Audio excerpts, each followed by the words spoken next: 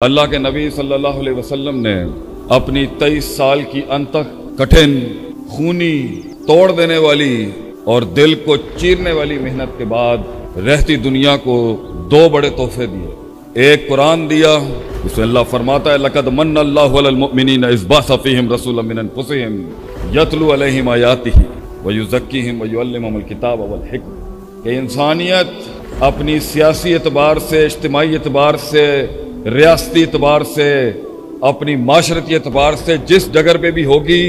اللہ کا دیا ہوا حل دنیا میں آ چکا ہے۔ نبی نے اپنی 23 سال کی محنت میں اس کے علمی، اس کے حسی، اس کے معنوی، اس کے فزیولوجیکل، اس کے ایبسٹریکٹ ساری اپلیکیشن اس کو دنیا میں دے دی ہے، جب بھی انسان چاہے اس سے فائدہ اٹھا سکے۔ اور دوسری چیز نبی اکرم صلی اللہ علیہ وسلم نے جو رہتی دنیا تک انسانوں کو دی وہ ہے امت مسلمہ۔ آپ صلی اللہ علیہ وسلم نے اس معاشرے کے لوگوں سے ایک ایسی جماعت تیار کی جس سے آج 1450 سال ہو چکے ہیں۔ This is the 52nd generation of the Muslim Ummah۔ ٹوٹی ہے، پھوٹی ہے، کمزور ہے یا ضعف ہے، مگر آج it is still نبی اکرم صلی اللہ علیہ وسلم کی بنائی ہوئی آرگنائزیشن آج بھی ایگزسٹ کرتی ہے اور آج بھی کارواں چل رہا ہے، چاہے جس بھی حال میں۔ اور اس امت کی سب سے بڑی اینٹ، سب سے بڑا وصف اور سب سے بڑی بنیاد تھی عقیدہ اور اخوت۔ جس چیز پر وہ اکٹھے تھے وہ توحید تھی، جس چیز پر وہ متحد تھے وہ توحید تھی، جس چیز پر وہ جس کے خلاف تھے وہ شرک و بدعت تھا اس دور کا۔ جس چیز نے ان کو مختلف رنگ و نسل سے ایک قبیلے کا حصہ بنایا وہ فکر توحید تھی اس ٹائم، کہ انسانیت کانسٹنٹینوپل سے لے کے Persia and from Indonesia to Spain شرک کے ایسے گڑھوں میں ڈوبی ہوئی تھی کہ اس دور کے مورخین لکھتے ہیں، ابن ہشام لکھتا ہے کہ 5 یا 6 مباحد ہوں گے اس دور کے اندر، جن میں سے کوئی ایک یمن میں تھا، ایک کہیں فارس کے اندر تھا، کہیں تھا، گنتی کی اس ٹائم پر روشنی تھی۔ آپ صلی اللہ علیہ وسلم نے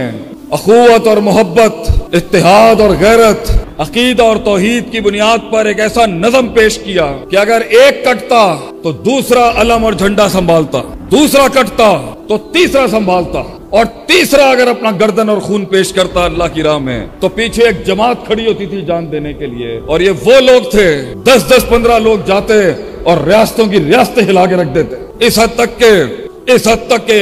نظریہ، جذبات، احساسات، ادراکات، عقائد، تجربات اس کمال اور جمال پہ کھڑے تھے کہ روم کے ایک سپہ سالار نے بڑے ہی تحقیری جملے بولے خالد بن ولید کو رضی اللہ تعالیٰ عنہ کہ تم کیا لینے آئے ہو ہمارے پاس؟ کیا عزم لے کے آئے ہو تم یہاں پر؟ پیسہ چاہیے، دولت چاہیے، اگر یہاں تک پہنچ بھی گیا ہے، رومی بارڈرز تک ٹچ بھی کر رہا ہے تو، کیونکہ اس دور میں روم سپر پاور تھا، فارس دوسری سپر پاور تھی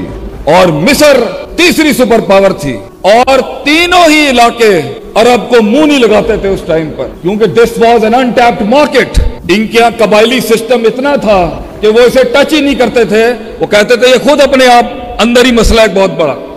یہاں سے اللہ نے نہ نبوت اللہ نے رومیوں کو دی، نہ فارسیوں کو دی، نہ مصریوں کو دی، اللہ نے آخری وقت کا امام کھڑا کیا تو عرب کی سرزمین سے کھڑا کیا۔ عربوں کو یہ وصف ملا کہ وہ انسانیت کو لیڈ کریں گے اب آخری دم تک۔ اور جب وہ تحریک جو مکے کی ان گلیوں سے شروع ہوئی تھی، قل لا الہ الا اللہ تفلحوا تملک العرب والعجم سے،